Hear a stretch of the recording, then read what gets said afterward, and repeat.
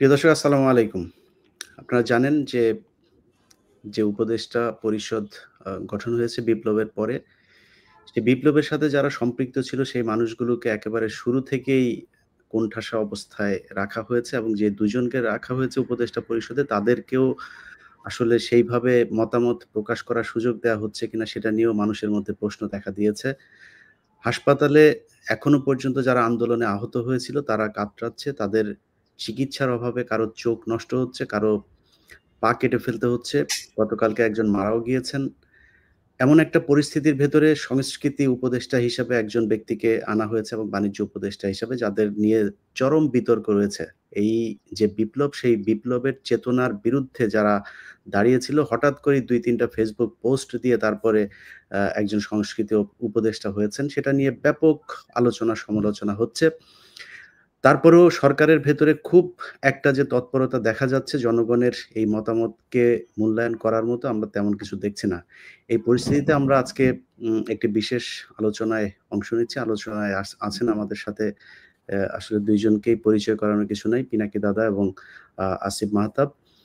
এই আন্দোলনে প্রচন্ড আ যেই বিপজ্জনক সময়, সেই সময়তেও শুধু এই আন্দোলন না, বিগত আন্দোলনগুলোতেও দেখেছি যে আসিফ মাহতাব কতটা সাহস নিয়ে তিনি জীবনের ঝুঁকি নিয়ে আন্দোলনে অংশ নিয়েছেন এবং তার এখনো পর্যন্ত শারীরিক বেশ কিছু সমস্যা চলছে, থেরাপি চলছে। তিনি ঠিকমতো উঠে বেশিক্ষণ বসেও থাকতে পারেন না। আ এইসব মানুষগুলোকে আসলে আমরা বিপ্লবের পর থেকেই হারিয়ে ফেলেছি। মাত্র ২-৩ জন সমন্বয়ককে আমরা বাইরে থেকে দেখছি। এর বাইরে অন্য যে সমন্বয়করা ছিল তাদেরকেও এখন আমরা দেখছি না। এমন বাস্তবতায় আমরা আলোচনাটা করব। পিনাকি দাদা আপনি এ শুরু করেন এইটা দিয়েই যে সবশেষ যে ২ জনকে উপদেষ্টা হিসাবে নিয়োগ দেয়া হলো, আপনি কতটুকু সন্তুষ্ট? সবশেষের কথা আমি বাদই দিই। ১ম যে উপদেষ্টা পরিষদ গঠিত হলো, আমিও তখন থেকে বলে আসতেছি যে এই উপদেষ্টা পরিষদ বিপ্লবের আকাঙ্ক্ষাকে ধারণ করতে পারে এবং কারা কে কিভাবে তাদেরকে সিলেক্ট করবে। এটা নিয়ে আমার ১ম থেকে প্রশ্ন আছে। অসংখ্য উপদেষ্টা আছে যাদের এই বিপ্লবের সাথে বিন্দু মাত্র সম্পর্ক নেই এবং শেখ হাসিনার বন্দনা করে গেছে তাদের পুরো সময়টা জুড়ে। লিখে গেছে, লেখালেখি করে গেছে। এবং এই বিপ্লব ব্যর্থ হলে তারা আগে যা করতো সেই কাজই করতো এবং এমন না যে এরা খুব দক্ষ মানুষ। হ্যাঁ, এরা কেউই খুব দক্ষতা নাই। মানে আমি আমি আর নাম ধরে বলতে চাই না। এদের কোন ধরনের দক্ষতা নাই। এরা কোন কাজ জানে না। এরা আধুনিক দুনিয়া সম্পর্কে জানে না। কিভাবে দুনিয়া চলতেছে সেটা জানে না। ম্যানেজমেন্ট এর কোন স্কিল নাই। বয়স্ক, বৃদ্ধ, জরাজীর্ণ, প্রত্যেকের হাজারোটা অসুখ। এ তারা চলতে পারে না। আপনি দেখেন মা এই যে আব্দুল্লাহ মারা গেল ১০০ দিন রোগে ভুগে সিএমএইচ এ মারা গেল বাচ্চাটা। এ তো আমাদের সবচেয়ে আমি আমি বলব যে এই পর্যন্ত আমি জানি না আরো কে আহত আছে। খোদা না করুক আর কেউ যেন না থাকে এরকম। কিন্তু আমি তো ধরে নেব যে সেই অ্যা এ এসে শেষ শহীদ হলো আরকি আমাদের। তো এখন এই যে ছেলেটা মারা গেল, বাচ্চাটা মারা গেল, এই যে সরকার গঠিত হইছে, এই সরকারের উপদেষ্টাদের কি উচিত ছিল না একবার একটু যেয়ে মৃতদেহটা দেখে আসা, ডেড বডিটা দেখে আসা, জানাজায় অংশ নেওয়া? কেউ গেছে? এতগুলো উপদেষ্টা আছে, একজন গেছে? যাদের রক্তের বিনিময়ে, যাদের জীবনের বিনিময়ে তারা আজকে ক্ষমতায় বসছে, ক্ষমতা উপভোগ করতেছে, সেই একটা বাচ্চা মারা গেল ১০০ দিন ভুগে। একটা উপদেষ্টার সময় হলো না যে একটু জানাজা করে আসার জন্য? মানে এরা এরা এরা কোন নৈতিকতায় সরকারের চেয়ারগুলোতে বসে আছে? এই প্রশ্নটা তো করতে হবে। এবং এই জন্যই বসে নাই। কারণ বিপ্লবে তো তাদের কিছু যায় আসে না। ওই বাচ্চার জীবন যাওয়া না যাওয়া দিয়ে তার কিচ্ছু যায় আসে না। সে তার বাচ্চাও না। ওরা তো আমাদের বাচ্চা। কিন্তু এই বাচ্চা তো এই উপদেষ্টাদের বাচ্চা না। বাচ্চা হলে নিশ্চয়ই যেত। নিজের ছেলের নিজের ছেলের জানাজায় যেত না? ওরা আমাদের ছেলে ওরা আমাদের ছেলে না, ওরা আমাদের সন্তান। এই এই এই আব্দুল্লাহর মৃতদেহ তো চারদিকে ৪ জন উপদেষ্টা বহন করে নিয়ে যাওয়া উচিত ছিল বীরের মতো করে। আমি সিউর আজকে যদি যদি উপদেষ্টা হতো, আসিফ মাহতাব উৎস যদি উপদেষ্টা হতো, আমি সিউর ও যে সামনে দাঁড়াইতো। ও ইমামতি করত। শুধু ইমামতি করতো না তারপরে ওই খাটিয়া নিয়ে ও সামনে যেয়ে দাঁড়িয়ে যাইতো। আমি শিওর এটা বলে দিতে হইতো না, কারণ ও ওন করে। ও তো বুক চিতায় তো এই লড়াইয়ে নামছে, ছাত্রদের উৎসাহ দিছে। কয়টা শিক্ষক ছাত্রদের সাথে যে লড়াইয়ে নামছিল? আসিফ নামছিল? শুধু নামছিল না, গ্রেফতার হয়েছে, এবং তাকে তাকে যখন নির্যাতন করছে সবাই দেখছে। হাতে হাঁটতে পারতো না, হাতে একটা লাঠি ছিল, সেই লাঠি দিয়ে, এবং ওর একটা চিহ্ন আছে আঙুল এরকম উঁচু করে, তাই না আসিফ? জি জি হ্যাঁ, জি হাত হাত কিন্তু ও আঙুল উঁচু করে আছে, মানে একটা সাইন দিচ্ছে, তার বিজয়ের চিহ্ন সে কিন্তু দিয়ে যাচ্ছে। তার শাহাদাতের চিহ্ন। বিশ্বাস অনুসারে, তার ধর্ম বিশ্বাস অনুসারে সে শাহাদাতের চিহ্ন দিয়ে দিচ্ছে। তো এরকম ছেলে যদি থাকতো, আসিফরা যদি থাকতো আজকে উপদেষ্টা পরিষদে, আজকে চেহারা অন্যরকম হতো। চেহারা অন্য। আজকে আজকে আজকে তো আমাদেরকে প্রত্যেককে উপদেষ্টাকে জিজ্ঞেস করতে হবে, লজ্জা দিতে হবে, আপনার ছেলে যদি শহীদ হতো আপনি জানাজা করতে যেতেন না? আপনার ছেলে নাও। যারা শহীদ হয়েছে আমরা বলি না ওরা আমাদের ছেলে? যারা আহত হয়েছে আমরা বলি না ওরা আমাদের ছেলে, বাচ্চা আমাদের? আপনি যেতেন না? এই তো উপদেশটা আমার। বাচ্চারা রক্ত দিল, আর এই বুড়া হাবড়া, আমি বলি বুড়া খাটাস, এই বুড়া খাটাস গুলো যে ক্ষমতা উপভোগ। না, কালকে রাতে যখন দেখেন, রাতে আসিফ নজরুলের বক্তব্যটা আমি শুনলাম। সেই বক্তব্যের ভেতরে তিনি বলছেন যে ডিসেম্বরের মধ্যে সবকিছু ঠিক হয়ে যাবে। মানে এটা নভেম্বর চলছে, ডিসেম্বর, তার মানে ১ মাস তাদের সময় লাগবে এটা নিয়ে কোনো একটা সিদ্ধান্তে পৌঁছাতে। তো কালকে কোনটা নিয়ে? কোনটা এই নিয়ে? হাসপাতালে, পঙ্গু হাসপাতালের সামনে গিয়েছিলেন তিনি রাতে। যখন আমি চিকিৎসা নিয়ে? ওই জি, চিকিৎসা নিয়ে আমি আপনাকে ইলিয়াস, আমি আপনাকে আজকে বলতেছি, আপনি লিখে রাখতে পারেন, কিচ্ছু করতে পারবেন, ওরা জানেই না। আমাকে তো এই বাচ্চারা প্রত্যেকদিন ফোন করে, কেউ না কেউ ফোন করে, এবং আমি ওদের ফোন ধরি, কথা বলি, দীর্ঘ সময় ফোন করে কথা বলে, ওরা কান্নাকাটি করে, আমিও কিছু কান্নাকাটি করি, এবং আমি তো ওদের প্রবলেমটা বুঝি। এই এই পুরো উপদেষ্টা পরিষদ কেউ জানে না ওদের প্রবলেমটা আসলে, কেউ জানে না। আমি বলতেছি ওরা কেউ জানে না, কথা বলেনি ওদের সাথে, ওদের সমস্যাটা কি জানে না। বললেই হলো 1 মাসের মধ্যে সলভ করবে, জীবনেও পারবে না ওরা কিছু। আমি আজকে লিখে দিতে পারি, যদি কিছু করতে পারে আমি কান কেটে দিব, কুত্তায় খাও, আমি কান কেটে দিয়ে দিব, কুত্তায় খাওয়াবে। না, সে করার জন্য করবে না করবে সেটা তো পরে। মানে করার জন্য ডিসেম্বর পর্যন্ত সময় ওনাদের কেন লাগবে? মানে এই সময়টাতে আপনি ডিসেম্বরে পারবে না ইলিয়াস, ডিসেম্বরে ওরা পারবে না, ওরা কিচ্ছু করতে পারবে না, কারণ ওরা জানেই না প্রবলেমটা কোথায়। না, আপনি সলভ একজন করা তো দূরের আপনি কথা। আপনি একজন চিকিৎসক। আপনি জানেন যে যতটা সময় পার হবে একজন চোখের যে সমস্যাটা, পায়ের সমস্যাগুলো, এগুলোর যত সময় পার হবে তত তার ওইটার বিপজ্জনক অবস্থায় যাবে এবং সেটার ইলিয়াস আপনি জানেন, আসিফও জানে, আমি 5ই অক্টোবর আমি বলছিলাম যে চিকিৎসার জন্য কি করতে হবে, এবং আমি নিজেকে ভলান্টিয়ার করছিলাম যে আমি এটা ভলান্টিয়ার করব। আমি এই একটা পরিকল্পনা করছিলাম, ওয়ান স্টপ একটা সার্ভিস সেন্টার করবো হবে, যেখানে সমস্ত আহতরা আসবে, তাদের চিকিৎসা শুধু হবে না, তাদের সাইকোথেরাপি হবে, কাউন্সেলিং হবে, এবং ফাইনালি তাদেরকে পুনর্বাসন করা হবে। আমি 5ই অক্টোবর একটা পরিকল্পনা দিচ্ছি। তারপরে ডিজি হেলথ, তারপরে এটা স্বাস্থ্য উপদেষ্টার নজরে পড়ছে, ডিজি হেলথ কে বলছে যে আমার সাথে বসে এই পরিকল্পনাটা চূড়ান্ত করতে। আমি লিখে দিছি প্রজেক্টে, রেশনাল লিখে দিছি, অবজেক্টিভ লিখে দিছি। তারপরে তাদের আসার কথা ছিল, কেউ আসেন। আমি কিন্তু আমি কিন্তু স্বাস্থ্য উপদেষ্টাকে বলছি যে টাকার কথা চিন্তা করুন না আপা, আমি টাকা জোগাড় করে দিই। আরে ভিক্ষা করে টাকা জোগাড় করে দিতাম। কয় টাকা লাগতো? সেটা তো আমরাও বিভিন্ন সময় এই কথাগুলো বলছি যে যদি টাকা প্রয়োজনে আমি প্রবাসীরা দেয়ার আমি জন্য তো রাজি। ইলিয়াস নিজে দায়িত্ব নিতে চাইছিলাম। আমি হুম, নিজে দায়িত্ব নিতে হুম, চাইছিলাম যে আমাকে দেন। আমি এদের চিকিৎসার ব্যবস্থাটা করে হুম, দিচ্ছি। হুম। আমি পরিকল্পনাটাও করে দিচ্ছি। একটা জিনিস 14 জনকে বলতে হয়, তারপরে কোনো কাজ হয় না। জি, আসিফ মাহতাব, আ আ আপনি আন্দোলনের একেবারে শুরু থেকেই ছিলেন। জি যদিও আন্দোলন শেষ হবার পরে আর আপনাকে আমরা দেখছি না। আপনি সিনের বাইরে চলে গিয়েছেন বা আপনাকে বাইরে রাখা হয়েছে। তো এই যে আপনি সিনের বাইরে চলে আসলেন বা যারা আজকে এখানে উপদেষ্টা মণ্ডলীতে আছে, পিনাকিদা যেটা বলছিলেন, আমি বিশ্বাস করেন, আমাকে এখন যদি জিজ্ঞেস করেন যে সব কয়জন উপদেষ্টার নাম বলতে, আমি চিনিও না। নামও জানি না, মনে হয় ৩-৪ জনের নাম বলতে পারবো। এর বাইরে সবাইকে চিনিও না আমি। এবং চেনার প্রয়োজনও মনে করি না বা তারা চিনাইতেও চান না। যখন আপনার ইন্টারেকশন হবে, একটা কাজ নিয়ে আপনি কাজ করবেন, বিভিন্ন বিষয় নিয়ে, যেমন আওয়ামী লীগের একজন মন্ত্রী, সে স্বরাষ্ট্রমন্ত্রী ছিল, স্বরাষ্ট্র মন্ত্রণালয়ে সে বিভিন্ন কাজ করত। মানে ভালো খারাপ সেটা পরের কথা। সে করত যে কারণে আমরা দেখতাম। মানে উনারা কোথাওই নাই। মানে উনারা করেন কি আসলে? মানে উনারা কি সারাদিন ঘুমান না কি করেন এটাও আমরা জানি না। তো এই যে আপনি বাইরে চলে গেলেন, মানে আপনি কি এমনিতেই বাইরে আছেন? নাকি আপনার সাথে কি এই যে সরকার, একটা বিপ্লবী সরকার আমরা যেটাকে নাম দিয়েছি, সেই সরকারের পক্ষ থেকে কোন ধরনের যোগাযোগ করা হয় কিনা? বা কোন ধরনের নীতি নির্ধারণী পর্যায় থেকে আপনার সাথে কোন বক্তব্য নেয়া হয়েছে কিনা এখন পর্যন্ত? এখানে কিছু বিষয় আমি ফার্স্টে ক্লিয়ার করতে চাচ্ছি। সেটা ১ নাম্বার বিষয় হচ্ছে যে বিপ্লবী সরকারের ডেফিনিশনটা কি আসলে? বিপ্লবী সরকারের মধ্যে তো যারা একটা বিপ্লবী আদর্শ থাকা লাগবে।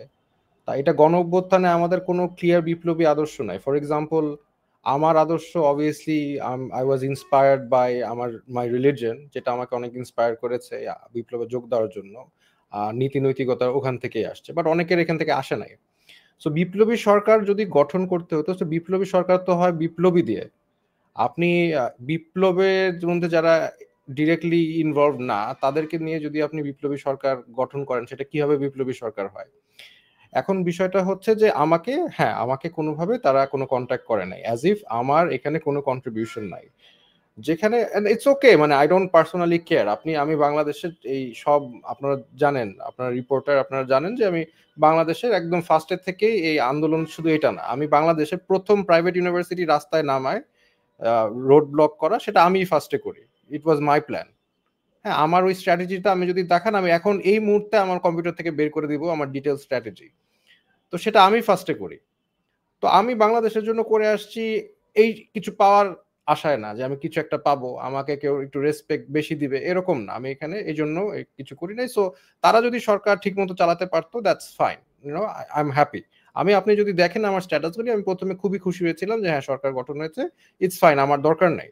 হাউএভার দিন যত যাচ্ছে তত কিছু প্রবলেম আমি দেখতে পাচ্ছি যে this is clearly a discriminatory government. সে বৈষম্য বিরোধী দাবি করছে বা সে নিজেই বৈষম্য করছে। তারা তাদের এজেন্ডা, তাদের আইডিয়ালস যেটা বাংলাদেশের সাথে যায় না, সেই ধরনের আইডিয়ালস এবং দর্শন সেটা চাপিয়ে দেওয়ার যত রকম কাজ কারবার সেটা করছে। জনগণের যে দ্রব্যমূল্য হার, বিভিন্ন সমস্যা, একদম ৫ই অক্টোবর আমিও লিখেছিলাম যে সবার আগে উচিত হচ্ছে শহীদ এবং আহতদের চিকিৎসা করা, সেটাও তারা ফেইলিয়ার। এই একটা কাজেও তারা সাকসেসফুলি করতে পারে নাই। কারণ আমি এখনো মানুষকে দেখি যে তারা বাসার মধ্যে গুলি ভিতরে ঢুকে বসে আছে, তাদের কোনো খোঁজ খবর নাই। মানে তাদের যে কোনো একটা প্রসেসে আনা হবে সেটাও নাই। তার মানে they are failure in every level. So এইজন্য আমি আসলে এটাকে বিপ্লবী সরকার হিসেবে ধরতে পারছি না, দুঃখজনকভাবে। আমি এটাকে বিপ্লবী সরকার বলব না। আমি যদি আরেকটু ফার্দার ইলাবোরেট করি, সেটা হচ্ছে যে এই সরকারটা মূলত যাদেরকে নেওয়া হচ্ছে তারা এনজিও সেন্ট্রিক। এখন এনজিও চালানো আর জনগণের নেতৃত্ব দেওয়ার ভিতরে আকাশ পাতাল পার্থক্য আছে। এনজিওরা যেমন নম চমস্কি আপনারা সবাই জানেন, পৃথিবীর মধ্যে one of the number one political thinker, সে এরকম বলেছিল যে একটা অর্গানাইজেশন, এনজিও অর্গানাইজেশন একটা ফ্যাসিস্ট বা একটা টোটালিটেরিয়ান একটা সিস্টেমের মতো, যেখানে এনজিওর যে মাস্টাররা তারা যেটা বলে ওয়ার্কারদের সেটাই করতে হয়। তাদেরকে ছাঁটাই করতে চাইলে করে দিতে পারে, তাদেরকে যাকে ইচ্ছা তাকে নিতে পারে। তার কালচার, অফিস কালচার, সেগুলো সবই ইয়ে করে এনজিওরা। তো তারা যদি দেশটাকে এনজিও মনে করে যে আমার এই দেশের জনগণ, আমি যাকে খুশি তাকে নিব, আমি যা খুশি তাই করব, আমি আমার আদর্শ চাপাই দিব জনগণের উপর, দ্যাটস আ প্রবলেম। বিকজ জনগণের দ্বারা সরকার, সরকারের দ্বারা জনগণ না। এনজিও মানে ওয়ার্কার চালিয়ে অভ্যস্ত। এনজিও কারো মানে কিভাবে বোঝাবো, যে কারো আন্ডারে তারা তো থাকে না। কারণ এখন আমরা বলি সিভিল সার্ভেন্ট, তারা কিন্তু সিভিল সার্ভেন্ট, জনগণের দাস, মানে সার্ভেন্ট তারা। তো তারা এইভাবে ট্রিট করছে না। তারা আমাদের উপর বলে দিচ্ছে যে এই যে আমরা এই লোকটাকে নিলাম। ওয়েল, আপনি নিলেন কেন? আপনি কাকে জিজ্ঞেস করে নিলেন? কি প্রসেসে নিলেন? আপনি বললেন হয়ে গেল? হ্যাঁ, এই তার মানে কি আপনারা কি আমার মাস্টার নাকি? You work for me, I don't work for you. না, এখানে খালি এটাই না, আরো কিছু জিনিস দেখছি যে ধরেন প্রথম আলো এবং ডেইলি স্টার, আমরা যে এইটা সবচাইতে বেশি গুরুত্ব সহকারে দেখছি যে যারা প্রথম আলোর হয়ে কাজ করত, ডেইলি স্টারের হয়ে কাজ করত, তারা এখানে আসছে। আপনি যদি এই আকিজ গ্রুপের কথাই বলেন, তারা শ্রেষ্ঠ আ সম্ভবত একটা অ্যাওয়ার্ড পেয়েছিল কয়দিন আগে ডেইলি স্টারে। Best business person of the year. হ্যাঁ, তারপরে ফারুকী হওয়ার পর থেকে সারা দেশের মানুষ যখন কিনা তার বিরুদ্ধে তাকে নিয়ে সমালোচনা করছে, হাস্যকর মনে করছেন। 8 পাস একজন ব্যক্তি আমাদের উপদেষ্টা, যিনি কিনা সার্বক্ষণিক গাঁজায় মত্ত থাকতেন। এই সবিরহাটের এইখানে, এরপরে রিহাব খেটেছেন যিনি, যার বিরুদ্ধে মানে বিকৃত যৌনাচারের অভিযোগ আছে, এমন একজন বিকৃত মনা, প্রচন্ড রকমের ইসলাম বিদ্বেষী একজন মানুষকে এখানে দেওয়া হয়েছে। প্রথম আলো প্রতি ঘন্টায় ঘন্টায় তার পক্ষে নিউজ করছেন। এছাড়া আমরা যখন কিনা পিনাকিদা ডেইলি স্টার নিয়ে কথা বলছেন, আমি প্রথম আলো নিয়ে কথা বলছি, আমরা মানে এদের বিরুদ্ধে যখন এই যে একটা বিশাল ভারতের যেই হেজিমনি, তাদের বিরুদ্ধে যখন কথা বলছি, তখন আমরা দেখছি যে আসিফ নজরুল, তারপরে রেজওয়ানা, এরপরে প্রধানমন্ত্রীর প্রেস সচিব যিনি আছেন শফিক, আমি ওনাকে আসলে শফিকুল আলম উনি শফিকুল আলম শফিকুল আলম, উনি যে আসলে এই 15 বছর কোথায় ছিলেন আমি জানি না। তো হঠাৎ করে এসে ওনারা এত বড় দেশপ্রেমিক হয়ে গেলেন, এত বিপ্লবী সরকারের পার্ট হয়ে গেলেন। এখন এই প্রথম আলো আর ডেইলি স্টার থেকে আসলে দাদা আপনি তো বলছেনই বেশ কদিন ধরে, এখান থেকে মানে মানুষকে বের করব কিভাবে, বা মানুষকে সেটা মানে মানুষ তো বুঝতেই পারছেন যে তারা যে প্রথম আলো এবং ডেইলি স্টার যে সরকারকে কিভাবে প্রভাবিত করছেন, কিন্তু আমরা সরকারকে কিভাবে প্রভাবিত করব, বা সরকার জনগণ দ্বারা কবে কিভাবে প্রভাবিত হবে? প্রফেসর ইউনূসের সরকারের কথা বলতেছেন? হ্যাঁ। প্রফেসর ইউনূসের সরকার প্রভাবিত হবে না। হ্যাঁ, প্রভাবিত হবে না, কারণ তারা যেটা মনে করে সেটাই তারা করবে। হ্যাঁ, এবং তারা বলেন আমাদের ভুল হলে ধরায় দেবেন, আমরা সংশোধন করব। একটা বলছেন, একটা জায়গায় দেখছেন ভুল সংশোধন করছে? একটা জায়গায় একটা দেখান তো যে ভুল ধরায় দেওয়া হয়েছে, সংশোধন করছে। সেদিন দেখলাম, পরশুদিন দেখলাম কোন একজন ভদ্রলোক লিখছেন যে আপনারা তো বলেন যে ভুল হয়েছে, ভুল ধরায় দিলে সংশোধন করবেন। ধরায় দিলাম, ফারুকীর নিয়োগটা ভুল হয়েছে, এখন সংশোধন করে। হ্যাঁ, তারা কখনো কোনো ভুল তারা সংশোধন করে কখনো, এবং তারা যেটা মনে করছে সেটাকেই প্রতিষ্ঠা করার চেষ্টা করে গেছে গায়ের জোরে। হাসিনা যেভাবে করতো ওরা সেভাবে করে, একই জিনিস। মানে হাসিনারও ভোট লাগতো না, এটাও তো ভোটের সরকার না, তো এরাও মনে করতেছে যে আমরা আরেকটা হাসিনা হয়ে গেছি, ক্ষমতায় গেছি আমরা আরেকটা হাসিনা। রাইট। কোনোদিন আমরা যতগুলো প্রশ্ন তুলছি, উত্থাপন করছি, কোনোটার জবাব পাইছে? কেউ পাইছে? একজনকে দেখান যে ঠিক আছে আমাকে কথা বাদই দেন, আমরা না হয় 2 পয়সার ইউটিউবার। অন্য তো অনেকে অনেক প্রশ্ন তুলছে, তাই না? অনেক সিনিয়র লোক, অনেক রেসপেক্টেড লোকেরা অনেক প্রশ্ন তুলছে। ফরহাদ মাজার প্রশ্ন তুলছে, সলিমুল্লাহ খান প্রশ্ন তুলছেন, তাই না? ওরা তো রেসপেক্টেড মানুষ, একাডেমিশিয়ান। তাদের কোনো জবাব দেওয়া হয়েছে? হয়নি। কখনোই এরা আমাদের কোনো কথা শুনবে না, কখনোই শুনবে না, আনলেস আপনি এদেরকে বাধ্য করতে পারেন।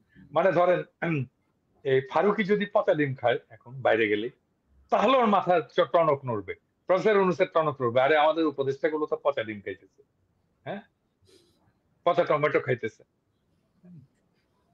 তখন ওদের টনক নড়বে যে না লজ্জা তো দাদা ধরেন ওই যে আমাদের গ্রামের একটা কথা আছে না, যে একজনকে বিচারে জুতা দিয়ে পিটাইছে, পেটানোর পরে বলছে যে আমার জুতা দিয়ে পিটাইছে, মান সম্মান আছে, যদি আরেকজনের জুতা দিয়ে পিটাইতো তাইলে কি অবস্থা হতো?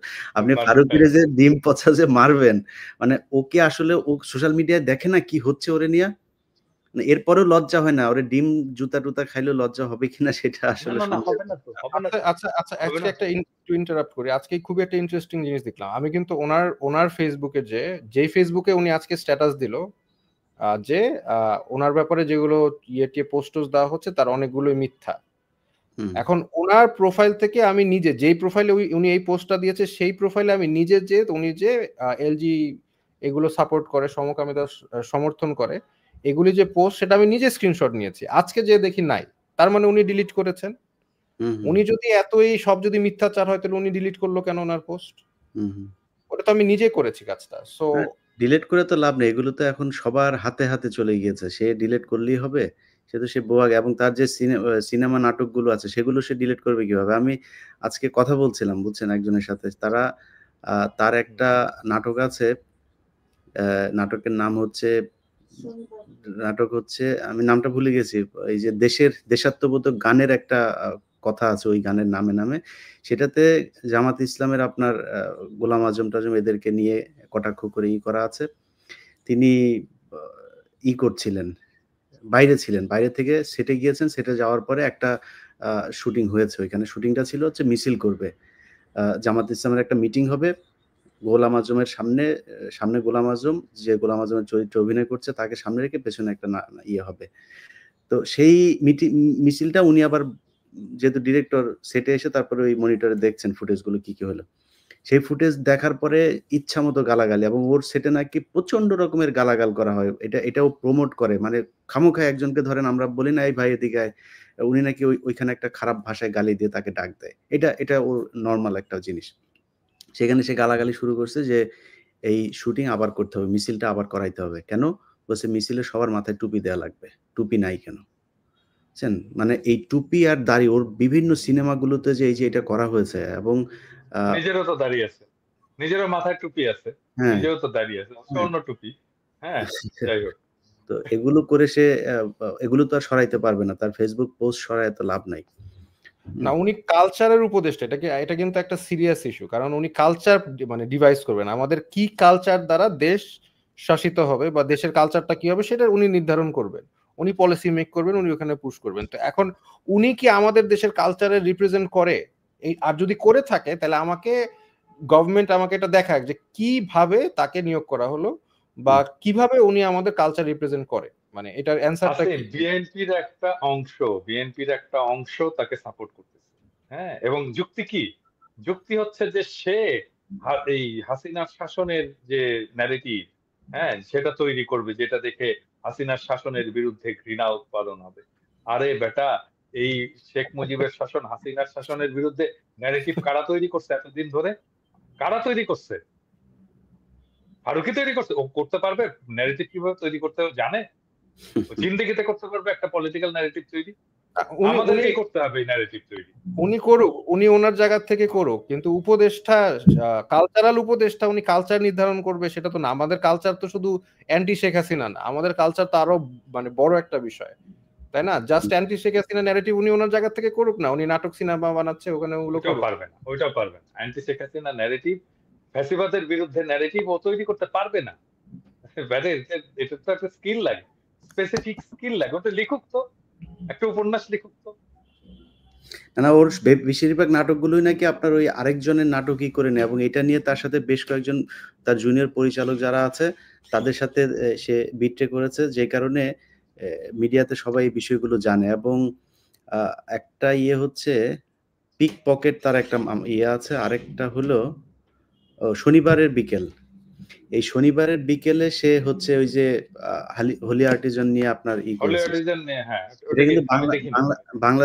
বাংলাদেশে কিন্তু এটা আপনার মুক্তি পায় নাই। অথচ সেটা ইন্ডিয়াতে মুক্তি পেয়েছে। বুঝছেন? মানে এটার পুরো প্রযোজনা, টাকা-পয়সা, ফান্ডিং যা সব সে ভারত থেকে পেয়েছে। সো আমরা সরাসরি এমন একজন মানুষকে আমাদের সংস্কৃতির দায়িত্ব দিয়েছি, যিনি কিনা ভারতের হয়ে কাজ করেন, 'প্রথম আলো', 'ডেইলি স্টারের' এজেন্ডা বাস্তবায়ন করেন। ইন্ডিয়ান হুম। নায়ক নায়িকা ছাড়া তার সিনেমা তো হয় না। এ এ এ হ্যাঁ, এ এবং তার তাই হওয়ার না? পরে হয়তো আপনি একটা লক্ষ্য একটা করছেন। নায়িকা লাগবে, একটা নায়ক লাগবে। হ্যাঁ, তো আমি জানি না, এটা হইতে পারে যে, বুঝছো? ওই যে আমি তো বলছিলাম আসিফ নজরুল, আপনারে আমি ধরবো না যদি এরপরে উপদেষ্টা একজন ইন্ডিয়ান নায়িকা নিয়ে আসেন।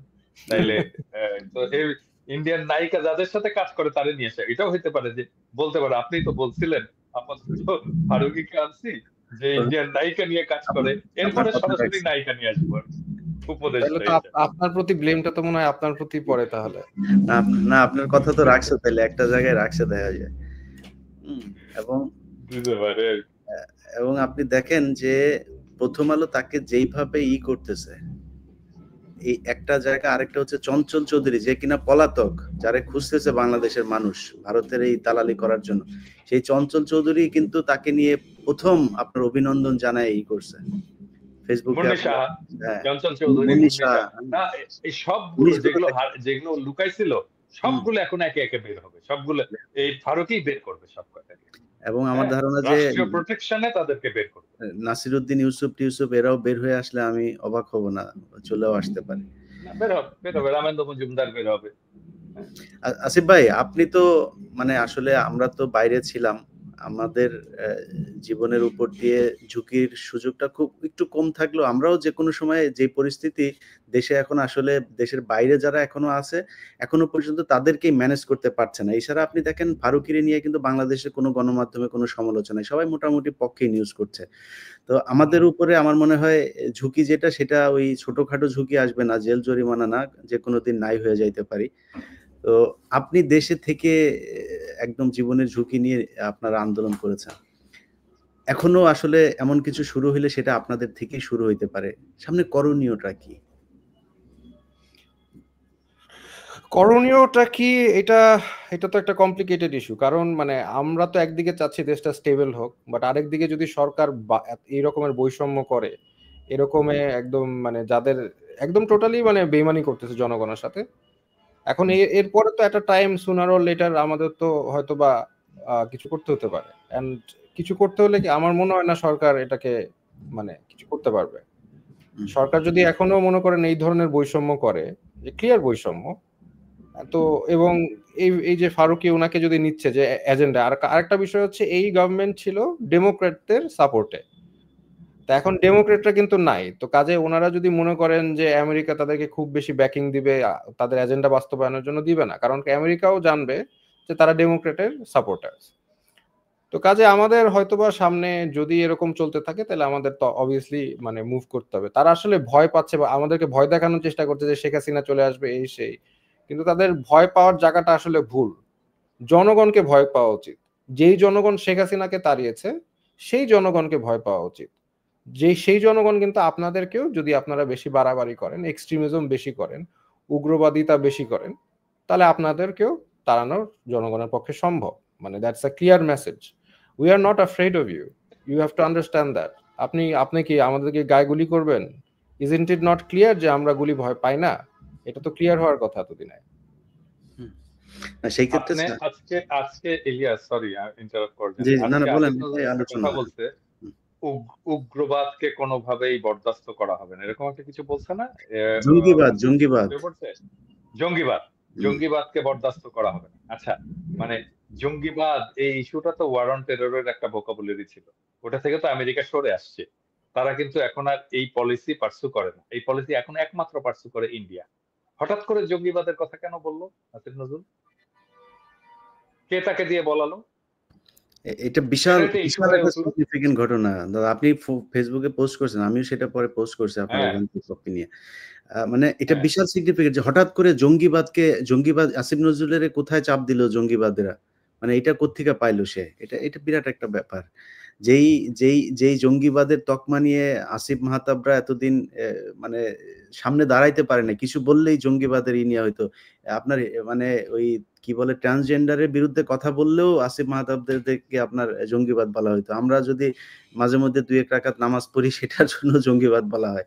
দাড়ি রাখলে সমস্যা, ইফতার করলে সমস্যা, টুপি মাথায় দিলে সমস্যা। যাই হোক, এই সমস্যাগুলো নিয়েই আমরা এতদিন ছিলাম। এখন আসিফ নজরুল কি সেটা বাংলাদেশের মানুষ আমার মনে হয় চিনবে, এবং আসিফ নজরুলকে চেনার জন্য খুব বেশি পেছনে যাওয়ার দরকার নেই। তিনি সেই আ দাদা, এই জিনিসগুলো আপনি জানেন যে সেই যে কি বলে জাহানারা ইমামের সময় উনার ভূমিকা কি ছিল।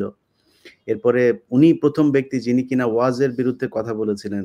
সাঈদীকে নিয়ে তিনি আ লিখেছিলেন, আ আপনার সম্ভবত বিচিত্রা, বিচিত্রা, বিচিত্রা সেই শাহরিয়ার কবিরের সম্পাদনায় তিনি লিখেছিলেন যে, "এক ধর্ম ব্যবসায়ীর উত্থান।"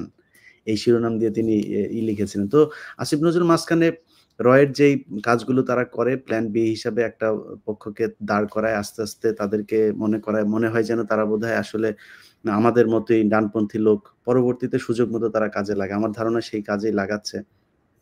দাদা এখন আমাদের আজকে আ- আমি আমি আরেকটা জিনিস বলি, এই আন্দোলনের সময় আমি এই বিএনপির লোকেরা এবং ইয়েরা, তারা সবাই সারাক্ষণ আমাকে বলতো, দাদা আপনি একটু মাদ্রাসার ছাত্রদেরকে বলেন, মাদ্রাসার ছাত্রদেরকে বলেন, ওদেরকে একটু নামতে বলেন, ওই জায়গা থেকে একটু নামতে বলেন, হাটাজারি থেকে একটু নামতে বলেন, যাত্রাবাড়ি থেকে একটু নামতে বলেন।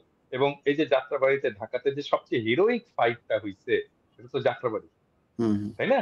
ওই অঞ্চলটা কারা করছে? মাদ্রাসার ছাত্ররা করছে। ওই ফাইটটা মাদ্রাসার ছাত্ররা করছে, মূলত মাদ্রাসার ছাত্র।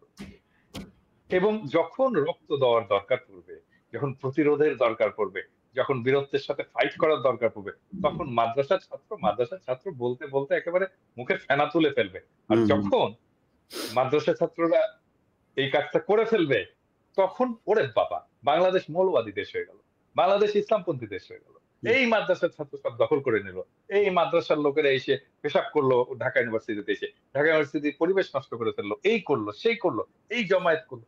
মানে চিন্তা করছেন এদের মানসিকতা? চিন্তা করছেন আপনার মাঝখানে একটা পোস্টের কথা মনে আছে দাদা? ওই যে প্রথম আলো আমি খেয়াল করিনি, এটা আপনার পোস্ট দেখে তারপরে খেয়াল করলাম। তারা ওইটাকে স্পন্সর করছে, আপনার বুস্ট করছে যে জাহাঙ্গীরনগর বিশ্ববিদ্যালয়ে ছাত্র শিবিরের বিরুদ্ধে বামপন্থীদের 2.5 জন লোক 10-12 দাঁড়ায় জন, হ্যাঁ, 10-12 জন, 10-12 জন। হ্যাঁ, মিছিল হ্যাঁ, করছে। সেইটা প্রথম আলো আবার স্পন্সর করছে। এটা বুস্ট করে তারপরে মানুষকে জানাচ্ছে বামপন্থীদের সেই মিছিলের কথা। তো ছাত্র শিবির তো কিভাবে চলে সেটা তো ছাত্র শিবির সেই তাদের দক্ষতা দেখিয়ে দিয়েছে। ছাত্র শিবির ওই যে বাম দলের যে মিছিল ছিল, ওই মিছিলের মধ্যে যে 12 জনের মধ্যে 6 জন শিবির করে না, এটা কে জানে? সো কে এইসব জানে? এসব বলে তো লাভ নাই আসলে।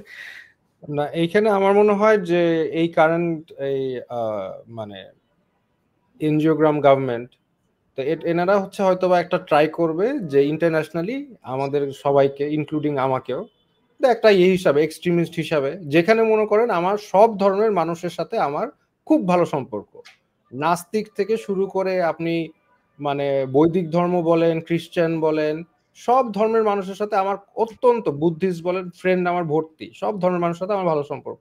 সেখানে তারা হয়তোবা they are going to try and sell যে আমি হচ্ছে এক্সট্রিমিস্ট, আমি মৌলবাদী, যেগুলো তারা ন্যারেটিভ, ওয়ারান্টারের ন্যারেটিভ তারা বলে, তারা এটা চেষ্টা করবে, আমাকে ডিফেম করার চেষ্টা করবে, আমার এটাই মনে হচ্ছে। মানে মানে আমাকে ধরেন, আমি যখন মানে জেলে আমাকে পাঠায়, তখন মনে করেন যে হিন্দু ছেলেরা, খ্রিস্টান ছেলেরা মানে কিভাবে আমাকে রেসপেক্ট সম্মান করলো ওখানে, সেটা আপনি যদি দেখতেন যে তাহলে বুঝতেন।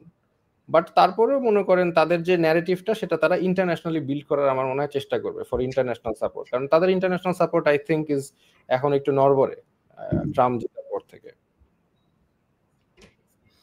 জি, দাদা আমাদের এখন আসলে আ করণীয় কি? আসলে কি করা উচিত? কারণ বাংলাদেশের মানুষ তো এখনো পর্যন্ত আ আমরা মানে আমি জানি না যে মিডিয়া গণমাধ্যমে এখন পর্যন্ত এই যে এত নাকি হাজার বিলিয়ন ডলার নাকি বিদ্যুৎ খাত থেকে গিয়েছে। এত নাকি লুটপাট এমপি মন্ত্রীরা এত কিছু করেছে। বাংলাদেশের গণমাধ্যমে কোনো নিউজ নাই। এখনো আপনি নিশ্চয়ই আমার মতো একই রকম পান। ইমেইলে সারাক্ষণ আসতে থাকে। আমি ইমেইলে এই 200 জিবি আপনার কিনতে হয়েছে। এত ফুটেজ ইয়ে-টিয়ে পাঠায়। তো মানে এই যে বাইরের এই গণমাধ্যমের যে অল্টারনেটিভ হিসেবে যে এখনো পর্যন্ত আমাদের কাছে মানুষের চাওয়া যে কি করতে হবে ভাই, কি হচ্ছে, দেশ কোন দিকে যাচ্ছে? আসলে কি করা উচিত? বাংলাদেশের মানুষের এখন সামনে করণীয় কি? দেখেন, এটা একটা খুবই ডিফিকাল্ট সিচুয়েশন। মানে এটা তো আপনার অস্বীকার করার কোনো উপায় নেই। আমরা কেউই অস্বীকার করি না যে এই সরকার তো আমাদের লড়াইয়ের ফলেই আসছে। আমরা তাদেরকে পছন্দ করি, উপদেষ্টাকে পছন্দ করি আর না করি। এটা তো আমাদের লড়াইয়ের সরকার। তো এই সরকার ফেইল করুক, এটা আমরা নিজেরাও চাই না, এবং আমার মনে হয় এখানে আমরা যারা আছি তারা কেউই চাই না। আবার এটাও ঠিক, এরা যে সমস্ত কাজ করে যাচ্ছে সেটাকে সহ্য করাটাও আমাদের জন্য মুশকিল হয়ে গেছে। তাহলে এখন করণীয়টা কি? করণীয় আমাদের একটাই আছে, যে সরকারকে আমাদের শক্তি এটা বুঝতে হবে। আমাদের শক্তিকে মান্যতা দিতে হবে। এবং এটা যদি মান্যতা না দেয় সরকার, তাহলে এই সরকারের সাথে হেড অন কলিশনে যেতে হবে আমাদের। মান্যতা এখন কিভাবে দেবে? আমরা তো এর আগে অনেকবার, আমি বললাম না যে আমরা এর আগে অনেক ভুল ধরায় দিছি। অনেক সময় ক্ষমা চাইতে বলছি। কোথাও কখনো তারা ক্ষমা চায়নি, ভুল স্বীকার করেনি। হ্যাঁ? আজকে শুনলাম যে ওই আহত ছাত্রদের ওইখানে যেয়ে নাকি শুধু ক্ষমা চাইছে যে এটা আমাদের ভুল হয়ে গেছে। বাট ফারুকীকে এই মন্ত্রিসভা থেকে বাদ দিতে হবে। এটা ফার্স্ট। ফারুকীকে যদি মন্ত্রিসভা থেকে বাদ না দেয়, এই সরকারের এই স এ এই এই সরকার শুধু, মানে এই শুধু ফারুকী না, এই সরকারের প্রত্যেকটা বিষয়ের বিরুদ্ধে আমাদের রেজিস্ট্যান্স জারি রাখতে হবে এবং এটাকে তীব্র করে তুলতে হবে। হ্যাঁ? আমি আজকের ভিডিওটা আজকে আমি দেখলাম। মানে আমি তো ভিডিও স্ক্রিপ্ট লিখি, এটা ঠিক। কিন্তু আমি যখন বলি তখন তার স্ক্রিপ্ট মেনে বলি না। নিজের যেভাবে আসে আরকি সেটা বলে দেই। আজকে আমি দেখলাম যে আমি এই উপদেষ্টাদেরকে তুই তোকারি করে গালাগালি করছি। হুম? আমি এটা ওই যখন রেকর্ড করছি তখন বুঝতে পারিনি। আজকে শোনার সময় দেখলাম যে আমি তুই তোকারি করে গালাগালি করছি। হাসিনা সরকারকে বা হাসিনাকে আমি তুই তোকারি বলতাম, তুই বলতাম। কিন্তু এটা বলার জন্য আমি একটা সময় নিছিলাম। হয়তো ২-৩ বছর অ্যাক্টিভিজম এর পরে আমি যে তুই বলছি। আমি হাসিনাকে মাতারিও বলছি। মানে শেষ দিকে তো আমি মাতারি বলতাম। এই সরকার তুই শুনে ফেলছে এত তাড়াতাড়ি। সো আমার কাছে থেকে যে ধরনের রেজিস্ট্যান্স, যে ধরনের, এটা তারা পাবে। পাওয়া শুরু করবে। যদি ফারুকীকে রেখে দেয়। এবং ফারুকীকে সরাতে হবে। এবং এইটা সরালেই আমরা বুঝতে পারবো যে সরকার আমাদের শক্তিকে, জনগণের শক্তিকে মান্যতা দিচ্ছে। আর যদি তারা না সরায় তাহলে ধরে নেব জনগণের শক্তিকে সে ফ্যাসিস্টের মতোই স্বৈরাচারের মতো করেই উপেক্ষা করছে। একজন স্বৈরাচারের সাথে যে যে আচরণ আমরা করতাম সে আচরণ করবো প্রফেসর ইউনূসের সরকারের সাথে। No issues. হ্যাঁ, মানে হাসিনাকে হেড অন কম্পিটিশন করছে, হাসিনার সাথে মোদির সাথে ফাইট করছি। হ্যাঁ, এই প্রফেসর ইউনূসের সরকার চুটকি মেরে উড়াই দিতে পারবে, দেবো। তুলতে আলটিমেটলি হবে, কোয়েশ্চেনটা তো ফারুকীকে সরাইতে হবে, ফারুকীকে সরাইতে হবে। এইটার কোনো নেগোসিয়েশন না, যদি কিন্তু নাই। ফারুকীকে সরাইতে হবে, হয় ফারুকী পদত্যাগ করবে নিজে, অথবা ফারুকীকে সরাইতে হবে। না সরাইলে কি করবো এটা প্রফেসর ইউনূসের সরকার বুঝবে, প্রত্যেকটা উপদেষ্টা বুঝবে, না প্রত্যেকটা উপদেষ্টা বুঝবে। না, আমি যেটা একটা বলতে চাচ্ছি সেটা হচ্ছে আলটিমেটলি যে উপদেষ্টা না হচ্ছে সেটা কোনো এই সরকারের কোনো ট্রান্সপারেন্সি নাই। তারা তো টোটালি ফ্যাসিস্টদের মতো আচরণ করছে না, কোনো ট্রান্সপারেন্সি নাই, জনগণকে জানানোর কোনো ইয়ে নাই যে কাকে নিচ্ছে কেন নিচ্ছে। একটা কিছু উপদেষ্টা হতে পারে তাদের নাম যেতে পারে, তারা নামটা জনগণের কাছে প্রেজেন্ট করতে পারে যে দেখেন আপনারা কাকে নিতে চান বা পছন্দ করেন, তাকে একটা আপনি অনলাইনে জরিপ করতে পারেন, অনেক কিছু করা সম্ভব। আপনি আমাদের তো ডিসিশন দিতে পারেন না এইভাবে, তাই না? এটা ডিসিশন তো ফ্যাসিবাদের কাজ। আপনি কি মানে হিটলার স্টাইলে দিচ্ছেন আমাকে যে আমরা এটা তোমাদের জন্য নির্ধারণ করে দিচ্ছি? হু আর ইউ? আপনি আমাকে আচ্ছা অপশন আসিফ, দিবেন, আমি সিলেক্ট করব। আচ্ছা আসিফ, আমি বলি, মানে এই ক্যাবিনেট অথবা প্রফেসর ইউনূসের অফিস যদি বাংলাদেশের 200 থেকে 300 জন লোকের মতামত নেয় একটা পজিশন নিয়ে, তাহলে তো কাভার হয়ে যায় বাংলাদেশের সমস্ত প্রতিনিধিত্বশীল মতামত, ঠিক কিনা বল? হুম। 200 থেকে 300 জন লোক, আরো কম আমার মনে হয় মতামত না। আচ্ছা বলেন তো, এটা আপনার সাজেশন কি, এটা করলে কেমন হয়? আমরা একজন ব্যবসায়ী উনিই বলতেন, উনি 300 জন লোকের সাথে কথা বলতেন যে আমরা একজন ব্যবসায়ী একজন উপদেষ্টা নিতে চাই, কাকে নেওয়া যায় একটু বলেন তো, আপনার সাজেশন, তাই না? মানে যত বেশি লোকের সাথে আমি আলোচনা করে সিদ্ধান্ত নেব, ভুলের পরিমাণ তত কমবে। মানে এটা করার রাষ্ট্রের কি লোক নাই? প্রফেসর ইউনূসের অফিসে লোক নাই 300 জন লোকের সাথে কথা বলবে? না, এটা বিষয়টা হচ্ছে ওই যে ওনারা তো আসলে এক্সপিরিয়েন্স হচ্ছে এনজিও চালিয়ে, তো এনজিও তো তারা এত কিছু বলার দরকার নাই, মানুষের সাথে এত ডিসকাশন করার দরকার নাই। তো মানুষের নেতৃত্ব দাও আর এনজিও নেতৃত্ব দাও, তো ডিফারেন্সটা আছে। এইটাই একটা ডিফারেন্স যে এনজিওতে আপনি হায়ার করবেন আপনার মানে সিস্টেমের উপর আপনি চাপাই দিবেন যে হ্যাঁ এই লোকটাকে হায়ার করছি, আমি হায়ার করছি, দ্যাটস ইট। বাট জনগণের নেতৃত্ব এরকম না তো। মানে জনগণকে তো আমার বলতে হবে যে আপনি কাকে হায়ার করছেন, কি প্রসেসে হায়ার করছেন, এটা তো ট্রান্সপারেন্সি থাকতে হবে। এই ধরনের পলিটিক্যাল সেন্সটা মনে হয় গভর্নমেন্টের নাই, কারণ দেয়ার ওভারঅল ওরা যারা নিচ্ছে টোটালি এনজিও সেন্ট্রিক লোক। ম্যানেজারিয়াল স্কিলও আসিফ, ম্যানেজারিয়াল স্কিলও, হ্যাঁ, তার তো একটা ইয়ে থাকবে। মানে আমি আমি তো একটা কোম্পানিতে কাজ করি, আমি তো একটা প্রতিষ্ঠানে কাজ করি, একটা ফরাসি প্রতিষ্ঠানে কাজ করি। আমরাও যখন কোনো একটা পলিসি নেই, একটা বিজনেস পলিসি আমরা যখন, আমাদেরও কিন্তু এটা ভেটিং করতে হয় সব স্টেক হোল্ডারদের সাথে। হ্যাঁ, মানে যাদের সাথে আমরা কাজ করি, এই ধরেন dermatologist, aesthetic doctor, specialist, professor, academician, researchers, এরকম অসংখ্য লোকের সাথে আমাদের কথা বলতে হয় ফর্মালি। রাইট।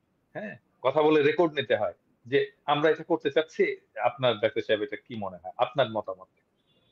হ্যাঁ, তারপরে সে কারণেই তো আমরা এত পাওয়ারফুল হইতে পারছি, একটা অর্গানাইজেশন এত পাওয়ারফুল হইতে পারছে। হ্যাঁ, কারণ আমরা যেটা চিন্তা করি, ঠিক আছে, আমাদের প্রত্যেকের ধরেন প্রায় আমাদের অফিসে তো আর এমন কেউ নাই যার বিজনেস গ্রাজুয়েশন নাই, মার্কেটিং এ যারা কাজ করছে পিএইচডি নাই। হ্যাঁ, এরকম সমস্ত লোকজন আছে, সব এক্সপার্ট আছে, বাট স্টিল আমাদের প্ল্যানিংটাকে, আমাদের মেথডটাকে ভ্যালিডেট করে নিতে হয় স্টেক হোল্ডার, এবং সেই কারণেই আমাদের ভুলের সংখ্যা পরিমাণ কমে যায়। তো প্রফেসর ইউনূসের একটা একটা ডেটাবেস থাকবে না, তার একটা অ্যাডভাইজারি কাউন্সিল থাকবে না, অ্যাডভাইজারি কাউন্সিল নাও কনসালটেশনের জায়গা থাকবে না, যে আমি এই বিষয়টা হলে, ধরা যাক আমি হেলথ নিয়ে আমি একটা ডিসিশন নেব, মেজর ডিসিশন, তাহলে আমি কতজনের সাথে আলাপ করবো, কার কার সাথে আলাপ করবো? Very senior, young, mid level, academician, researcher, practising doctor, clinician, এইভাবে তো আমি একটা ইয়ে করবো, তাই না? করে, বা হেলথ অ্যাডমিনিস্ট্রেটর, এরকম করে আমার একটা একটা প্যানেল থাকবে যার সাথে আমি কথা বলবো যে আচ্ছা বলেন তো, এটা এই ডিসিশনটা নিয়ে যাচ্ছে, এটা আপনার ইয়েটা কি? আরে মাথার মধ্যে থেকে তো চিন্তা বাড়ায় না, এটা তো এইভাবে চলে না দুনিয়া। এটা তো ওদেরকে বুঝতে হবে, এরা আসলে জানেই না দুনিয়াটা কেমন করে চলে। কারোর সাথে কোনো কথা, কারোর সাথে কোনো আলাপ নাই, মাথার মধ্যে যেটা আসতেছে মতিউর রহমান আর মাহফুজ আনাম যেটা বলতেছে ঠিক সেটাই মানে ম্যাসিভ নেপোটিজম, মানে এক্সট্রিম লেভেলের নেপোটিজম। তাদের লোক তারাই দিবে, তাদের আদর্শ, তাদের দর্শন, তার বাইরে কাউকে একসেপ্ট করবে না।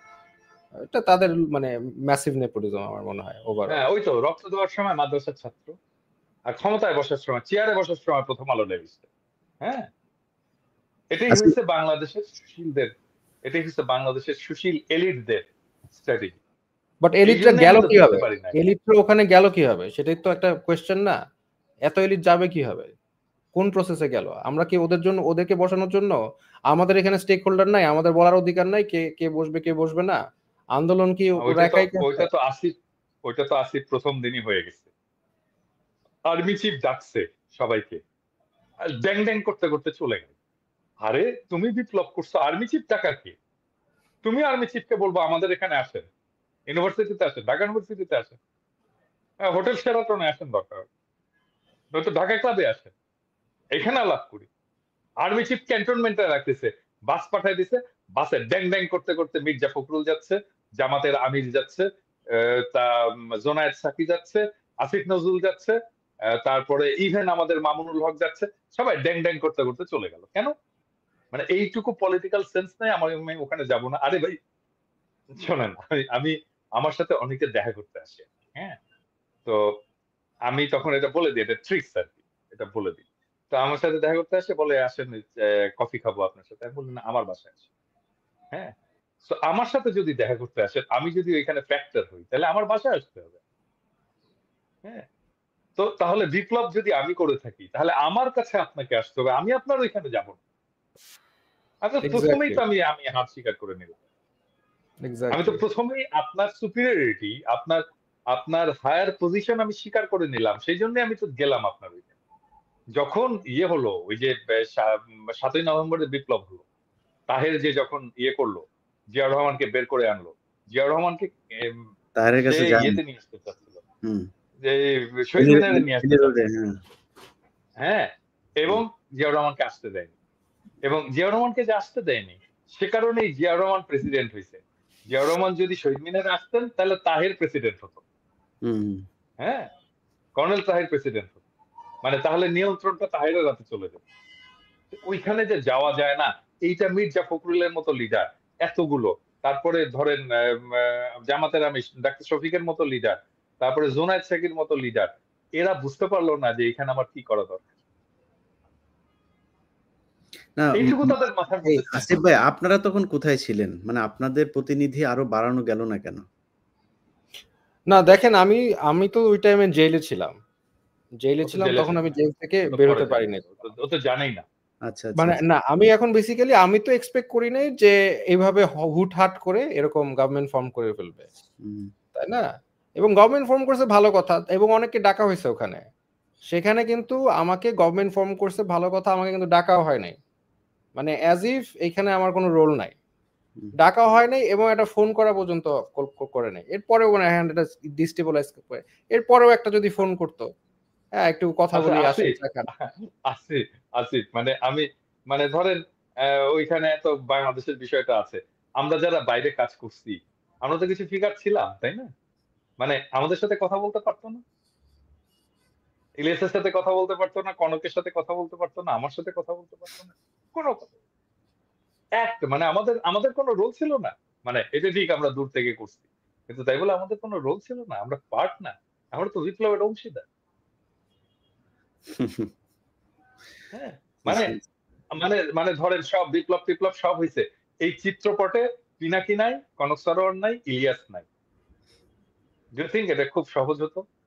না, আমরা এটা তো বিকল্প মিডিয়া ছিলাম, এটা বাংলাদেশের মানুষ আমরাই তো অলরেডি জানে। বিকল্প বাংলাদেশের মানুষ আমরাই তো অলরেডি বিকল্প জানে। মিডিয়া ছিলাম, এবং আমাদের সাথে কেউ কোনো কথা বললো না, কেউ কিচ্ছু বললো না, এটা ফোন করারও কোনো প্রয়োজন বোধ করলো না। যাই হোক, প্রিয় প্রধান উপদেষ্টা, আপনি নিশ্চয়ই এই আলোচনা যদি আপনার প্রেস সচিব অবশ্যই এটা শোনাবে না, প্রেস সচিব মতিউর রহমান আর মাহফুজ আনাম কি বলেন সেটা নিয়ে হয়তো আলোচনা করবে আপনার সাথে।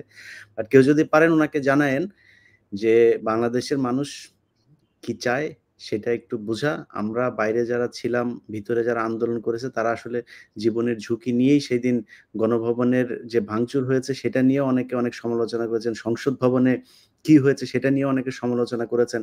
সংসদ ভবনে আসলে কেউ ওই সিটে ২ মিনিটের জন্য বসতে যায় নাই। শেখ হাসিনা গরুর মাংস আর মুরগির মাংস রান্না করে গেছে, ওইটার জন্য কেউ যায় নাই। তারা গুলি খাওয়ার জন্য গিয়েছিল ঐদিন। ওইদিন পরিস্থিতি অন্যরকমও হতে পারত। সেটা হয় নাই। আল্লাহ বাঁচিয়েছেন এই দেশের মানুষকে। তো সেই মানুষগুলোর মূল্যায়ন করা দরকার নাই। আপনারা দেশ চালান। কিন্তু কিছু কাজ করা খুবই জরুরি। সেটা হচ্ছে যেমন আমাদের আলোচনায় আজকে ওই বিষয়গুলো আনে নাই। আমি এগুলো একটু শেষ করি। সেটা হচ্ছে আ বিডিআর হত্যাকাণ্ডে যে অফিসারদেরকে মারা হয়েছে সেটার বিচার খুব দ্রুত করতে হবে। তারপরে এই আহত নিহত তাদের পরিবারগুলোকে দেখতে হবে। প্রবাসীরা ওই ভিআইপি লাউঞ্জ করে তারপরে তাদের পানি খাইতে হবে আর ৳১৫ দিয়ে কফি খাবে এটার জন্য প্রবাসীদের আসবেও না, যাবে না। তাদের সৌদি আরবে যাইতে ৳৫,০০,০০০ লাগে সেটা কেমনে ৳১,০০,০০০ লাগে? সিন্ডিকেট ভাঙতে হবে, পাসপোর্ট সহজলভ্য করতে হবে, তাদের ঋণের ব্যবস্থা করতে হবে, তাদের পরিবারগুলো কোনো বিপদে পড়লে থানায় আলাদা একটা ডেস্ক করতে হবে, যে ডেস্ক থেকে থানার পুলিশ শুধুমাত্র প্রবাসীদের পরিবারকে নিরাপত্তা দিবে এটার জন্য। এরকম অনেকগুলো কাজ করা যায়। এই ইয়ে এটা দাদা আপনার আরেকটা বলে নিই, জি। মানে প্রবাসীরা মারা গেলে তাদের মৃতদেহ নিকট চায় বাংলাদেশে ফেরত নিতে হবে। হুম। এবং হ্যাঁ, নিতে হবে এবং তাদের ওই পরিবারগুলোকে আমি আমি মনে করি যে একটা বড় অঙ্কের একটা মানে প্রণোদনা দেওয়া উচিত। একটা মানুষ মারা যাওয়ার পর ওই পরিবারটা আসলে সারা জীবনের জন্য পঙ্গু হয়ে যায়। এখনো পর্যন্ত আ আন্দোলনে যারা আহত নিহত হয়েছে তাদের বাইরেও তো বাংলাদেশের চিকিৎসা খাত খুবই খারাপ একটা অবস্থায় ছিল। সেই চিকিৎসা খাতের আসলে কোনো এই একটা সরকার এসছে কোনো নতুন কোনো কিছুই আমরা এখনো দেখি নাই। তো এইসব জায়গাগুলো নিয়ে আমার মনে হয় মানুষের আস্তে, আস্তে ক্ষোভ বাড়ছে। সেই ক্ষোভটা যে শুধু পিনাকি ভট্টাচার্য কিংবা ইলিয়াস হোসেন, কনক সারোয়াররা করবে বা বাইরে যারাই কথা বলছেন আরো অনেকেই আছেন এই সরকারের বিরুদ্ধে কথা বলেছেন। সো আমরা কি বলবো এখনো সেটার দিকে না তাকিয়ে আমার মনে হয় আসিফ নজরুলের যে ঘটনাটা ঘটেছে সুইজারল্যান্ডে সেটার দিকে একটু নজর দেওয়া উচিত। এই ধরনের ঘটনা কিন্তু সাধারণ মানুষের সামনে গেলেও আমার ধারণা এখন পচা ডিম আর জুতা-টুতা খাইতে পারে। এই উপদেষ্টা পরিষদে যারা আছে তাদের বোঝা উচিত তারা যদি উপদেষ্টা পরিষদটা ভেঙে যায় সেটা যদি সেনাবাহিনীও আসে তারা মেম্বার নির্বাচন করে জিততে পারবে কিনা সেটার খুবই সন্দেহ আছে। অতএব তাদের সুদীর্ঘ একটা পথ চলতে হবে এবং আমি মনে করি সেই পরিকল্পনা করেই তারা আগাবে। যেই কয়দিন পরিষদ এই পরি কি বলে উপদেষ্টা পরিষদে আছে সেই দিনের চিন্তা না করে এরপরে কি করবে মানুষ এরপরে তাদেরকে কিভাবে নিবে সেই বিষয়গুলো চিন্তা করা উচিত। পিনাকিদা আপনাকে ধন্যবাদ। আসিফ মাহতাব আপনাকেও ধন্যবাদ। আমি সবশেষ একটা কথা বলেই নেই। সেটা হচ্ছে যে এ আ পিনাকি ভট্টাচার্য উনি কিছুদিন আগে একটা আ দিয়েছিলেন। স্বাস্থ্য মন্ত্রণালয়ের ব্যাপারে একটা উনার আ খসড়া একটা প্রস্তাবনা দিয়েছিলেন। আমি মনে করি যে উনাকে এ আ মানে আমি দাদার সামনে এটা বলা ঠিক হচ্ছে কিনা জানি না। যে উনাকে যেহেতু উনার স্বাস্থ্য খাত নিয়ে কাজ করার অভিজ্ঞতা আছে, উনাকে সেইখানে একটা দায়িত্ব দেওয়া যায় কিনা? এমনকি উনি ফ্রান্সে বসেও আমার মনে হয় একটা দায়িত্ব পালন করতে পারেন। উনি যদি দেশে নাও যেতে চান বা তারা যদি নাও চান। ফ্রান্সে বসেও উনার কাছ থেকে সেই পরামর্শগুলো অন্তত নেয়া যায়। শিক্ষা খাতে আমি মনে করি যে আ আসিফ মাহতাব তিনার আ আ যে আইডিওলজি তিনি যেই চিন্তাভাবনা করেন বাংলাদেশের ৮০ ভাগ মানুষ সেই চিন্তা করেন আমার মনে হয়। সো আসিফ মাহতাবকেও কোনোভাবে শিক্ষা কিংবা পররাষ্ট্র এইসব মন্ত্রণালয়গুলোর সাথে যুক্ত করা যায় কিনা? ডক্টর কনক সারোয়ার আছেন, তাদেরকেও কোনোভাবে যুক্ত করা যায় কিনা? আ এই জিনিসগুলো আমার মনে হয় সরকারের ভেবে দেখা উচিত। আবার অনেকে মনে করতে পারেন আমার কথা বলছি কিনা ইনডিরেক্টলি আমার আসলে বাংলাদেশে যাওয়ার আগামী ৫ বছরের ভেতরে কোনো পরিকল্পনা নেই। কোনোভাবেই সম্ভব না। আমি যাব না আরকি। এটা আমার নিজের সিদ্ধান্ত। আ যারা উপদেষ্টা পরিষদে আছেন তাদের কাছে সবশেষ পিনাকিদা যে দাবিটা করেছেন যে ফারুকীকে খুব দ্রুত সরাইতে হবে। তাইলে আমরা মনে করব অন্তত এই অথবা ছোট্ট ফারুকীকে পদত্যাগ করতে হবে। হ্যাঁ, এই ছোট্ট একটা জায়গায় অন্তত আপনারা আমাদের কথা শুনছেন। যদি না শুনেন পিনাকিদা যেটা বলেছেন, আমরাও কিন্তু অল্টারনেটিভ একটা মিডিয়া হিসাবে গত ৫ বছর ধরে কাজ করছি। সো আমরা যদি নাকি সবাই মিলে বিদ্রোহ করি সেটা আপনাদের জন্য খুব বেশি একটা সুখকর হবে না। আমরা অবশ্যই বাংলাদেশের মানুষের সাথে আছি যারা আন্দোলন করেছে তারা যদি নতুন কোনো আন্দোলন শুরু করে সেটার সাথেও আমরা থাকব। আমরা এই সরকারের বিরুদ্ধে যেতে চাই না। অনেক নির্যাতন, অনেক অ্যা আ ঝুঁকি নিয়ে তারপরে কাজ করেছে। আর এই দাদা যেটা বলল যে ১ মাস ৩ মাসের মধ্যে আমরা তাদেরকে এই ভাষায় কথা বলব এটা কখনো চিন্তা করিনি। সেভাবে বলতেও চাই না। সো আমার বিশ্বাস আপনারা আমাদের এই বক্তব্য আজকে যে আলোচনা হলো সেটা বুঝবেন। দাদা কিছু বলবেন? না, আমি মনে করি যে আমাদের কারিকুলাম যে আম সংস্কার যে কমিটি হইছে বাচ্চাদের পাঠ্য বইয়ের, এখানে আসিফকে দ্রুত অন্তর্ভুক্ত করা উচিত। কারণ আসিফ এটা নিয়ে কাজ করছে এবং আসিফ ওখানে কন্ট্রিবিউট করতে পারবে, ভেরি পজিটিভলি কন্ট্রিবিউট করতে পারবে। এবং আসিফের এক্সপার্টাইজ এখানে কাজে লাগানো উচিত। এবং ওই কারিকুলাম ইয়েতে আম যাদেরকে নেওয়া হয়েছে তাদের, ইভেন আমিও তো কারিকুলাম নিয়ে কাজ করছি, তাই না? আমার কাছে এখানে কিন্তু আমার কাছ থেকেও সাজেশন নিতে পারতো। মানে কারিকুলাম নিয়ে যে মেথডিক্যাল কাজ, যে ক্রিটিসিজম করা, বই ধরে ধরে, চ্যাপ্টার ধরে ধরে, লাইন ধরে ধরে, সেটা তো আমি কিছুটা করছি না। আমি কমপ্লিট করতে পারিনি, কারণ তার মধ্যেই তো হাসিনার বিরুদ্ধে লড়াইটা শুরু হয়েছে। আসিফ ওই কাজটা, যদি আসিফ ওইখানে থাকে তাহলে কাজটা ভালোভাবে ওখানে দাদা করতে পারবে। ইদানিং একটা জিনিস দেখছেন, আপনার চোখে পড়ছে যে প্রথম আলো ডেইলি স্টারে অধ্যাপক আবু সাঈদ ইদানিং কিন্তু খুব পাখা মেলা শুরু করেছেন। যে তিনি আর বিশ্ব সাহিত্য কেন্দ্রের, হ্যাঁ, হ্যাঁ, হ্যাঁ। বিশ্ব সাহিত্য কেন্দ্রের, হ্যাঁ, হ্যাঁ। তো ওনারে তো তাইলে ধরতে হবে। আমি বলে রাখি, সাইদ স্যার যদি কারো কেউ যদি এটা ইয়ে করে, সাইদ স্যারকে দেখাবেন যে স্যার আপনি রিটায়ার করেন, আপনি এর মধ্যে ঢুকেন না আর। হ্যাঁ, হুম, মানে বেইজ্জত হবেন আর, ঢুকেন না, কোনো দরকার নেই। হুম। ভালোভাবে বললাম আর কি, আমার বাবার বন্ধু মানুষ তো, না, এভাবে প্রথম আলো বলতে ডেইলি পারবে আর। স্টার খুব প্রমোট করছেন উনাকে। জানি না এটার পেছনে উদ্দেশ্য কি? আসিফ ভাই আপনার যারা শিষ্য ছিল, যাদেরকে নিয়ে আন্দোলন করলেন তাদের উদ্দেশ্যে, যদি আমি জানি না তাদের সাথে আপনার এখন যোগাযোগ কতটুকু আছে, এই প্রশ্নটা করে আর বিব্রত করলাম না। তাদের প্রতি যদি কোনো উপদেশ পরামর্শ থাকে। না, তাদের সাথে সবার সাথেই যোগাযোগ আছে এবং আমি সবসময় বিভিন্ন সময়ে মানে বাংলাদেশের প্রত্যেকটা স্টুডেন্টের থেকেই বিভিন্ন প্রান্ত থেকে তারা আমার সাথে যোগাযোগ করার চেষ্টা করেন, অনেকে করেছেন এবং করছেন। আহ, তাদের কাছে উপদেশ হচ্ছে বা সাজেশন হচ্ছে যে আমরা বৈষম্য যদি অ্যাটলিস্ট প্রাইভেট ইউনিভার্সিটি স্টুডেন্টদের সাথে যদি যখন বৈষম্য হচ্ছে, এটা আসলে আমরা ইনিশিয়ালি অনেক ছাড় দিয়েছি, বিকজ আলটিমেটলি স্টুডেন্টের থাকার কথা ইউনিভার্সিটিতে পড়াশোনা করতে, বাট আপনাদের সাথে যদি বৈষম্য এই লেভেলের করা হয়, সেই ক্ষেত্রে আমার মনে হয় আপনাদের আবার সোচ্চার হওয়া উচিত যে বৈষম্য যাতে না করা হয়। এইভাবে আপনাদের ভয়েস রেজ করা উচিত আসলে, কারণ মানে আমরা যথেষ্ট পরিমাণ টাইম দিয়েছি, আমরা যথেষ্ট পরিমাণ মানে পেশেন্স দেখিয়েছি। আই থিঙ্ক মানে ওই ফারুকি উনি একটা রেড লাইন, ওই রেড লাইনটা ক্রস করেছে। কাজে এখন থেকে আমরা মানে টোটালি এই গভর্নমেন্টের কে সাপোর্ট আমরা দিতে পারতেছি না। যদি এই ফারুকি থাকে আমরা সাপোর্ট দিতে পারতেছি না। দাদা একটা গুরুত্বপূর্ণ আলোচনা আমি বাদ গেছে আমাদের, সেটা হচ্ছে যে এই যে শেখ মুজিবের ছবি রাখা নিয়ে এটা আপনি কিভাবে দেখছেন? আমি তো এটা নিয়ে ইলিয়াস, আমি এটা নিয়ে প্রথম থেকে তো বলে আসতেছি, তাই না? এবং একজন একজন করে ধরাই দিচ্ছিলাম যে কে কে রাখতেছে। হ্যাঁ, কেউ কিছু কিছু নামানো হয়েছে, কিন্তু দেখেন আহ, এই ফারুকির মাথার পিছনেও আছে, তারপরে বাণিজ্য উপদেষ্টার মাথার পিছনেও আছে। হুম। এবং তাদের কোনো এটা নিয়ে কোনো ব্যাদ নাই আর কি, কোনো হেডেক। আমরা বলে যাচ্ছি, আমরা বকা উল্লাহ বকে যাচ্ছি, ওনারা শোনা উল্লাহ শুনে যাচ্ছে না। হ্যাঁ, মানে আমি যদি দেশে থাকতাম তাহলে আমি সরাসরি সচিবালয়ে ঢুকে নিজের হাতে সবগুলো রুম থেকে বাইর করে ফেলে দিতাম। তো এরকম কেউ নাই কেন বাংলাদেশে? বাংলাদেশে এই কাজটা কেন করতে পারে না? ছাত্রদেরকে আমি বলি, ছাত্রদেরকে আহ্বান জানাই, হাসনাত সার্জিস এদেরকে বলি যে তোমরা ঢুকে এই কাজটা করে ফেলো, সচিবালয় ক্লিন করো, সচিবালয়ে যেন কোনো শেখ মুজিবের ছবি না থাকে, হুম। হাসিনার ছবি যেন না থাকে। এটা না, তাকে ছাত্রদেরকেই তো করতে হবে। বিতর্কের ঊর্ধ্বে একজন ব্যক্তি হিসাবে দাঁড় করানোর, একটা চরিত্র হিসেবে দাঁড় করানোর চেষ্টা করে তারা। যে শেখ মুজিবকে নিয়ে বিতর্ক নাই। শেখ মুজিব, আপনি যে বই লিখেছেন, কে কে করে কে করে এটাই তো কে? বিএনপি থেকেও তো বলা হচ্ছে যে উনি হচ্ছে বিতর্কের ঊর্ধ্বে। আপনার দেখেন না, মির্জা ফখরুল ইসলাম আলমগীরের বুকে চিন, চিন করছে, হায় বলে ওই যে ৫ তারিখে করার মানে পরে।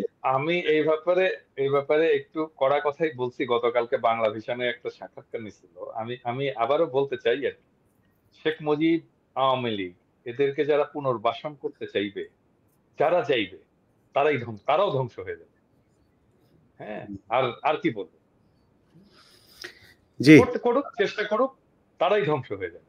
জি, প্রিয় দর্শক, আপনারা ভালো থাকবেন। আর সবশেষ সেনাবাহিনীকে বলব যে কোন ধরনের ডানে বাঁয়ে মোচড়ামুচড়ি বন্ধ করবেন। এই সুযোগে নিয়ে আমরা আওয়ামী লীগ কিংবা সেনা শাসন কোনটাকেই বাংলাদেশের মানুষ মেনে নেবে না। কারণ বাংলাদেশের মানুষ, অ্যাজ আমাদের ভাই আসিফ ভাই সেড, যে আপনাদের বুকে যে গুলি নিতে পারে বাংলাদেশের মানুষ, এটা বাংলাদেশের মানুষ প্রমাণ করেছে। অতএব এটা নিয়ে কোনো সন্দেহ থাকার কিছু নাই। সেনাবাহিনীকে বলব জনগণের পাশে থাকবেন। এমন কোনো কিছু করার দরকার নাই যেটাতে আপনারা নতুন করে বিতর্কিত হবেন। অনেক বিতর্কের জন্ম দিয়েছেন এই গেল ১৫ বছরে। নতুন করে আপনাদেরকে এই বিতর্কের জায়গায় দেখতে চাই না। বাংলাদেশ সেনাবাহিনীকে মানুষ সম্মান করে। সবাই ভালো থাকবেন। আল্লাহ হাফেজ।